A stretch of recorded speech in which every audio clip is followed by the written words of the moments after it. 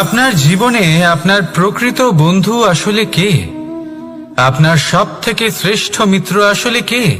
তিনি যিনি সময় এলে পরে আপনাকে সাহায্য করেন, নাকি তিনি যিনি সময় এলে পরে আপনাকে অর্থ দেন?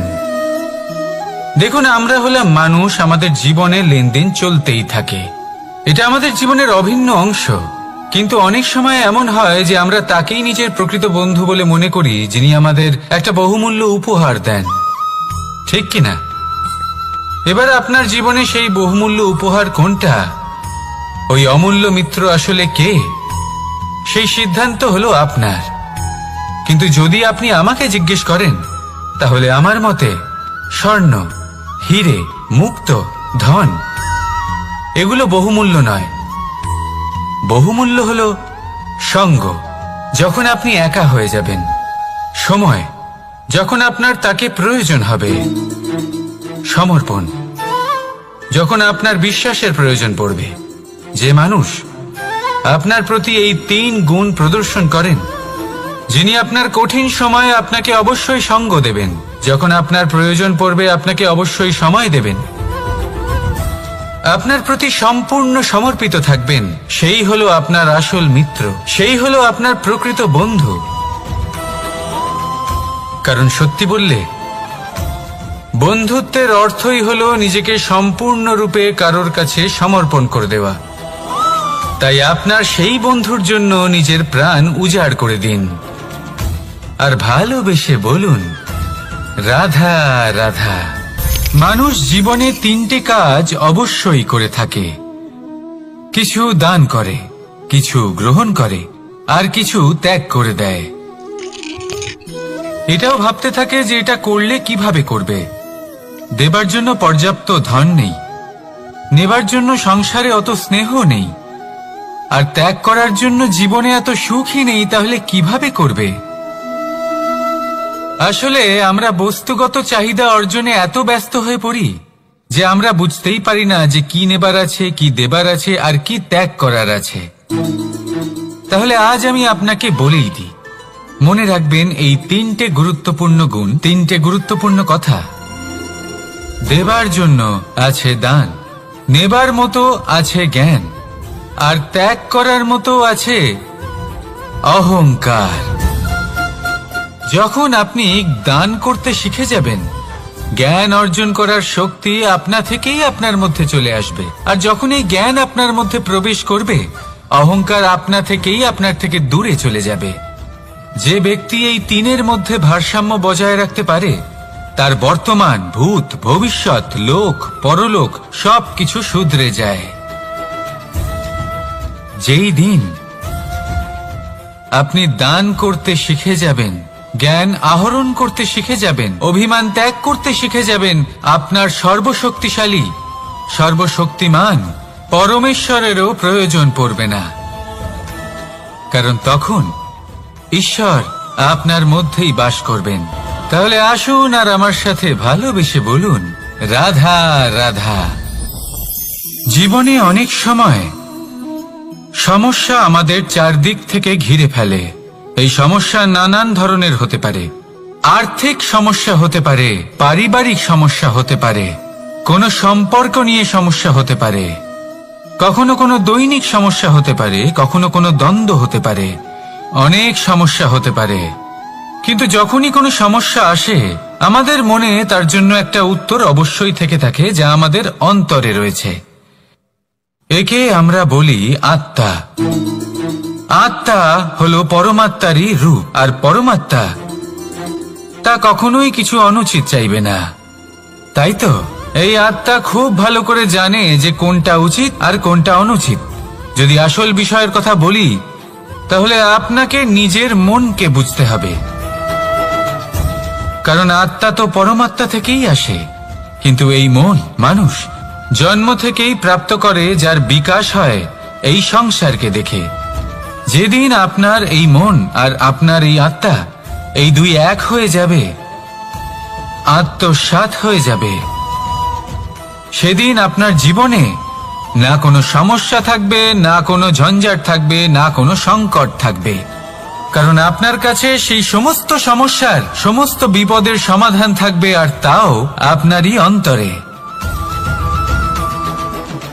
তাহলে আসুন আর আমার সাথে ভালোবেসে বলুন, রাধা রাধা। ভক্তি আর শক্তি, এই দুইয়ের মধ্যে সম্পর্ক অত্যন্ত সরল। মানুষ ভক্তি করেন যাতে তিনি শক্তি লাভ করতে পারেন, আর শক্তি লাভ করার পরে ভক্তি ভাব ভুলে যান, আর শক্তির প্রতি আসক্তিতে মত্ত হয়ে যান, আর সেখান থেকেই তার বিনাশ শুরু হয়। কেন? কারণ ভক্তির দ্বারা প্রাপ্ত শক্তি অন্য কারোর হিতের জন্য ব্যবহার করতে হয়, অন্য কারোর মঙ্গল করার জন্য ব্যবহার করতে হয়, কারোর বিনাশের জন্য নয়। এবার যদি আমি আপনাদের একটা উদাহরণ দিয়ে বোঝাই, তাহলে কোদাল দিয়ে আমরা মাটি কোপাতে পারি, একটা গর্ত খুঁড়তে পারি যাতে একটা নতুন বৃক্ষ জন্ম নিতে পারে, একটা বৃক্ষ যা অন্য জীবকে ফল প্রদান করবে, যাত্রীদের ছায়া প্রদান করবে। কিন্তু এই কোদালের ব্যবহার যদি আমরা অন্য কারোর ক্ষতি করার জন্য করি, তাহলে ক্ষতি শুধুমাত্র আমাদেরই হবে। তাই জীবনে যদি আপনি কোনো শক্তি লাভ করেন, হয়তো ভক্তির দ্বারা বা অন্য যেখান থেকেই হোক, তার সদ্ব্যবহার করতে শিখুন, নয়তো এই প্রাপ্ত শক্তি আপনার পতনের কারণ হয়ে দাঁড়াবে। তাহলে আসুন আমার সাথে ভালোবেসে বলুন, রাধা রাধা। বরদান অত্যন্ত বিচিত্র এক বিষয়, কিন্তু দেখতে গেলে এই বরদান কি না করতে পারে। এক দরিদ্রকে রাজা বানিয়ে দিতে পারে, একজন দুর্বলকে এই সংসারের সব থেকে শক্তিশালী ব্যক্তি বানিয়ে দিতে পারে। কিন্তু আমরা ভুলে যাই এক অত্যন্ত গুরুত্বপূর্ণ কথা, বরদান এই শব্দের শেষে দান লুকিয়ে রয়েছে। এই দান কথাটা অত্যন্ত গুরুত্বপূর্ণ। আমাদের মনে রাখা উচিত এই বরদান আমরা দানে পেয়েছি, আর তাই তার সম্মান করা উচিত, কখনোই অহংকার করা নয়। আর যে ব্যক্তি বরদান পেয়ে অহংকার করেন, তার যা ক্ষতি হয় তা হলো এই বরদান তার থেকে কেড়ে নেওয়া হয়। বর অর্থাৎ শ্রেষ্ঠ, অর্থাৎ বরদানের অর্থ হলো একটা শ্রেষ্ঠ দান, এবং তার ব্যবহার যদি আপনি কারোর ক্ষতি করার জন্য করেন, তাহলে ক্ষতি শুধুই আপনার হবে। তাহলে এই বরদানের সম্মান করুন, উচিত পথে চলুন, আর উচিত উদ্দেশ্য নিয়ে এর ব্যবহার করুন, সব কিছু ভালোই হবে। তাহলে আসুন আর আমার সাথে ভালোবেসে বলুন, রাধা রাধা। পিতা আর পুত্রের সম্পর্ক অত্যন্ত মধুর হয়ে থাকে। পিতা স্বপ্ন দেখেন, তাকে পূর্ণ করার সকল সম্ভাব্য চেষ্টা করেন, কিন্তু তাও অনেক সময় ওনার স্বপ্ন অপূর্ণ থেকে যায়। তখন পিতা ভাবেন যে স্বপ্ন উনি পূর্ণ করতে পারেননি, ওনার সন্তান তা অবশ্যই পূরণ করবে। যে স্থানে উনি কখনো পৌঁছতে পারেননি, সেই স্থানে ওনার পুত্র অবশ্যই পৌঁছবে। পিতা নিজের সন্তানের ভবিষ্যৎ নিয়ে সেই স্বপ্ন দেখেন, আর যখন সেই সন্তান সামনে এগোতে থাকে, তখন তার দুঃখ হয় না, বরং গর্ব হয়। ওনার ভালো লাগে এটা দেখে যে ওনার সন্তান অনেক উন্নতি করছে। কিন্তু যখন সন্তান নিজের অভিভাবকের শক্তি দেখে, তার যশ দেখে হিংসা করতে থাকে, সমস্যা সেইখানেই শুরু হয়। সেই জন্য সকল সন্তানকে এটা মনে রাখতে হবে, দেখুন, পুত্র হবার সুবাদে, এক সন্তান হবার সুবাদে এটা হলো আপনার অধিকার যে আপনি আপনার পিতার থেকে বেশি উন্নতি করবেন। আপনার পিতাও এটাই চান, কিন্তু সুস্থভাবে এটা করুন। একটা রেখা টেনে নিন, যাতে আপনি তাতে এগোতে পারেন, আর আপনার পিতার তাতে গর্ববোধ হয়, আর সেই বিষয়ে দুঃখ না হয় যে আমার সন্তান আমাকেই ছোট করার চেষ্টা করছে। ইতিহাস সাক্ষী রয়েছে, যে মানুষ অন্য কাউকে ছোট করার চেষ্টা করেছেন, সেই মানুষই ছোট হয়ে গেছেন। আর আমার মনে হয় না আপনি এটা চান, কারণ কোনো একদিন আপনিও কারোর পিতা হবেন। আসুন আমার সাথে ভালোবেসে বলুন, রাধা রাধা। সাথী। সাথী এই শব্দটির ব্যাখ্যা কে কিভাবে করে? মিত্র, সখা, বন্ধু, কিন্তু অর্থ একটাই। তিনি যিনি আপনার সঙ্গী হন আর তিনি যার সাথী আপনি হন। এবার সব থেকে বড় প্রশ্ন হলো এটাই যে তিনি কে হতে পারেন যাকে আপনি আপনার সাথী বলে মেনে নিতে পারেন, নিজের সখা, নিজের মিত্র, নিজের বন্ধু মেনে নিতে পারেন। আপনার সাথী হলেন তিনি যিনি দুঃখের সময় আপনার পাশে থাকবেন, আপনার হাত ধরে থাকবেন। আপনার সাথী হলেন তিনি যার হাত আপনি নিজের সুখের দিনে ধরে থাকবেন। সেই সাথীরই হাত ধরুন যিনি দুঃখে সবসময় আপনাকে সাহায্য করার জন্য তৎপর হয়ে থাকেন, আপনার পাশে থাকেন, আর যাকে সুখের দিনে আপনি আপনার সাথে রাখতে পারেন। আর যখন আপনার সাথে আপনার এই সাথী থাকবে তখন আপনি এটা বুঝবেন যে যখন জীবনে দুঃখ আসে তখন এই দুঃখ কমে যায়, সবার মধ্যে ভাগ হয়ে যায়। আর যদি তখন সুখ আসে তাহলে সেটা সবার উপস্থিতিতে আরো বেড়ে যায়। এটাই হলো প্রেম, এটাই হলো ভালোবাসা, এটাই হলো সঙ্গ। যেমন সম্পর্ক আমার আর রাধার মাঝে।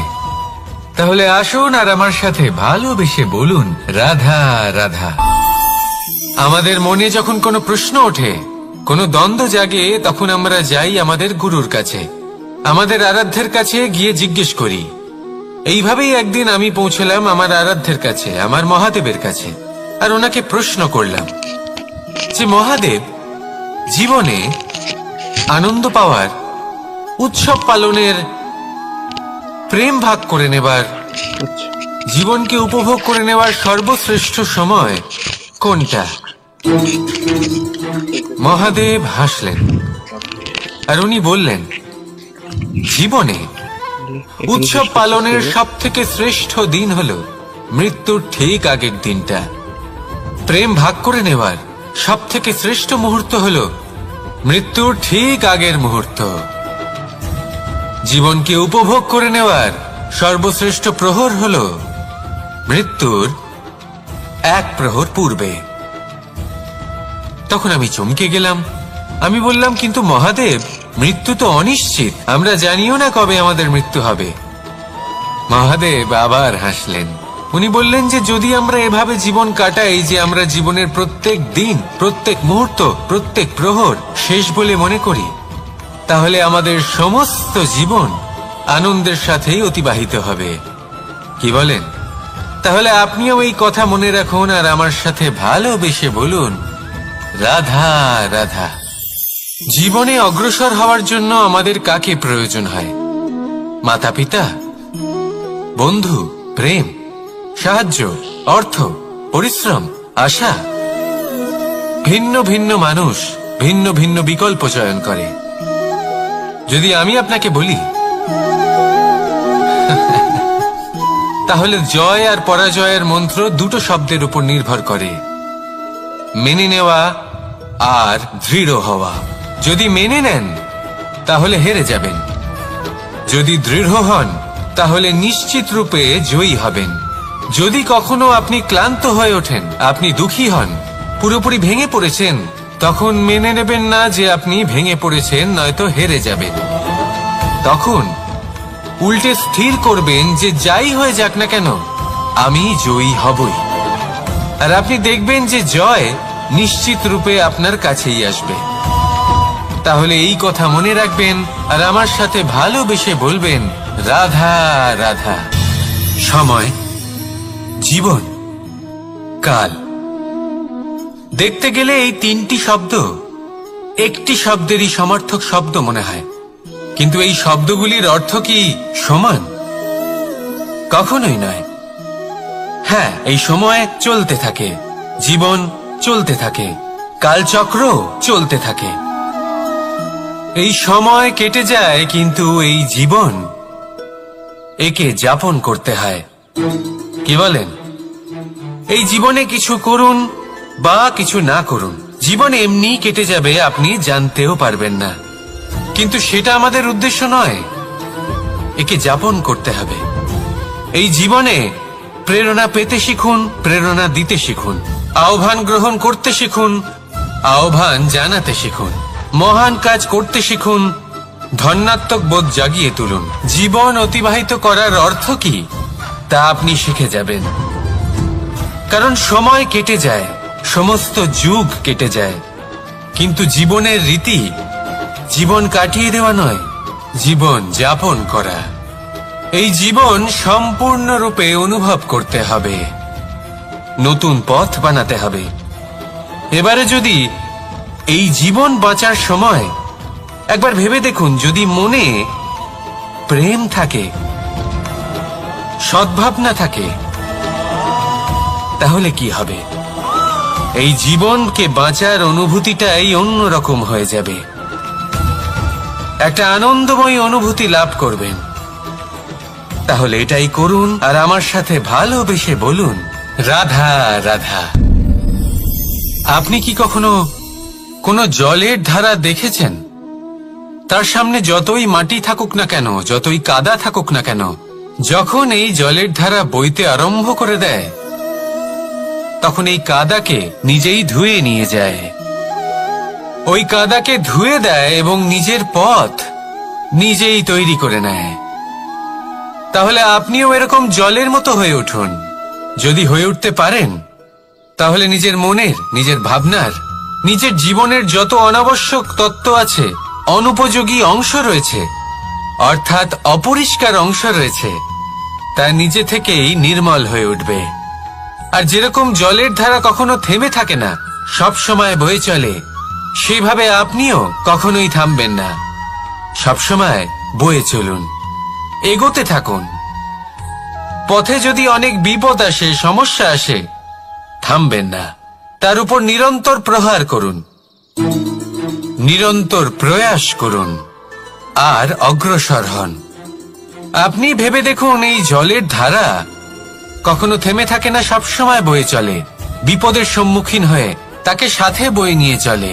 সেই জন্য জলের ধারা, প্রবাহমান এই ধারা, এর থেকে কখনো দুর্গন্ধ আসে না, এতে কখনো ময়লা জমতে পারে না, বরং পালিত হয় সুন্দর প্রাণবন্ত জীবজন্তু, যেমন সুন্দর ছোট মাছ। তাই আপনিও এটাই করুন, কখনো থামবেন না, শুধু চলতে থাকুন, জলের ধারার মতো বইতে থাকুন। আপনি আপনার লক্ষ্য অবশ্যই খুঁজে পাবেন, আর তার সাথে নিজের অন্তরের যে মালিন্য রয়েছে, তা আপনি নিজেই নিজের থেকে দূরে করে দেবেন। তাহলে আসুন আর আমার সাথে ভালোবেসে বলুন, রাধা রাধা।